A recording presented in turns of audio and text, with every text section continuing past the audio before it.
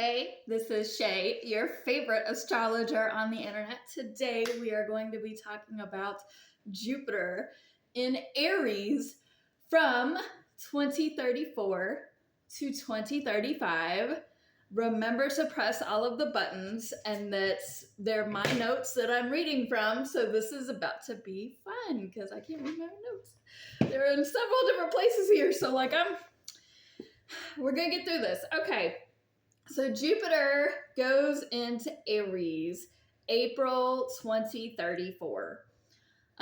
August, so I know this is a long span, and I just went April to August, but there's other stuff going on that's not about Jupiter. So in August, it then goes retrograde at around 13 degrees. And then Jupiter squares. Oh goodness, no. My notes are too all over the place. So let me back up. In May of 2034, Jupiter in Aries squares Uranus and Cancer at 3 degrees. So this is bad. This is everything against emotion. So Jupiter is large, expansive, public speaking type communication. It's architecture, it's luck. In Aries, it's of the self. It is your drive and motivation, and you will basically go headfirst into these events and these things. Uranus is creativity, and Cancer is the mother and in the home. So these things are square. So whatever project you may be working on that's really creative, that means a lot to you, that you're like emotionally attached to, somebody may like shit on it, and I'm sorry. Then Chiron goes into Gemini. Saturn goes into, then we go into retrograde at 13 degrees. Saturn goes into Leo September of 2034. Then Jupiter in Aries again squares Uranus because it's coming retrograde. So this is again at 10 degrees. So whatever the issue at 3 degrees was is now coming back up again. That's around September 2034. Then Jupiter is sextile Chiron in Gemini, which is also now retrograde. And it is sextile Saturn in Leo, which is now retrograde. This is all between 4 and 5 degrees. I put 5 and 4 degrees because it is retrograde, so it'll hit the 5 degree mark, and then the 4 degree mark because we're going backwards. This is around October now. And then November, we have a kite with the sun in Sagittarius and Lilith. So these are all like a series of really nice, beautiful things that we need that are good for getting a jump start on things, mental tasks, just whatever is something that needs to have a fire lit up under it. It's like a good push.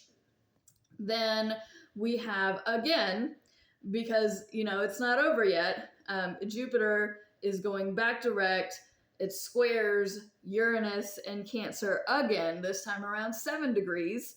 And this I wrote, what are you looking for? I guess is what I wrote. That's around January 2035. Saturn then goes into Cancer, so it's retrograding into Cancer around February 2035. Then Jupiter in Aries sextiles Pluto in Aquarius around 18 degrees. So that's March 2035. Then Jupiter conjuncts Neptune at around 21 degrees. So again, these are all very good things, minus the square with Uranus. Again, these are all very good things, uplifting. These are good. Except Saturn going back into Cancer because some emotional lesson we didn't get right. And then the conjunction, so Jupiter conjunct Neptune is like this big spiritual epiphany. Then we have Jupiter square Saturn. So this is like an emotional, mental, moral, just what the. It's very just, this is very upsetting and angering, and it's like the biggest, baddest fire meets the biggest, baddest water. So this would be like, oh, hey, volcano. Like it starts with an earthquake in the ocean that then turns into a volcano, but then the tidal wave wipes it up. Like it's maybe not that big, and that it's not really transforming anything. It's just angry. Then Jupiter goes into Taurus April 2035. So that I know is a lot. So there's a lot of good things happening. A lot of the clashes that we will have is going to be like the emotional versus the fire versus the determination versus the drive, and quite frankly the children. It's like mom versus child. It is um uh, it's like teenage angst type of energy. It's not cooperative. Now there are other placements and other things that make things cooperative, like the conjunction is very nice. Even the sextile to Pluto, which is Jupiter and Pluto, that's like the biggest transformation. That's, like a wild card of beauty and epiphany, and it's exhilarating.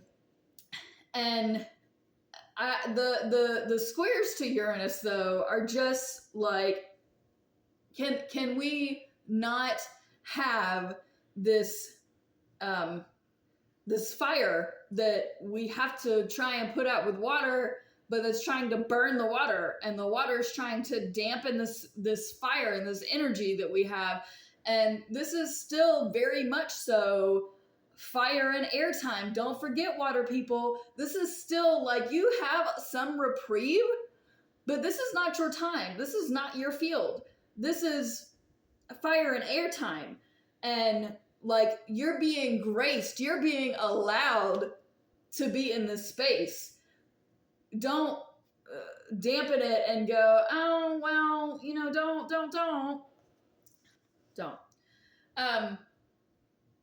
With the Saturn going retrograde and then squaring.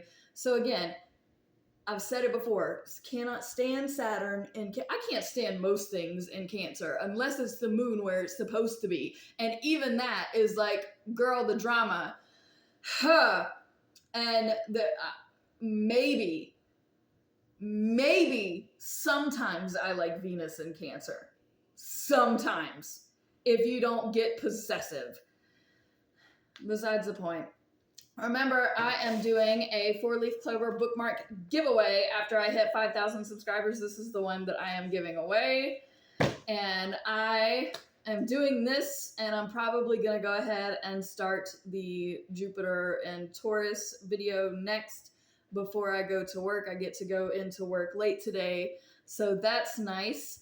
I have actually made progress on my book, which is also awesome. I just got done working out, and I already took my shower, and I just messed up one of my nails, so now I have to go fix that.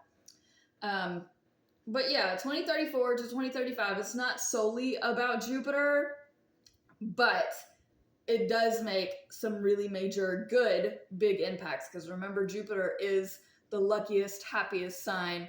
So in Aries, you're lucky and happy for you. I'm gonna go now. See you in the next one. Peace out, fam. Much love.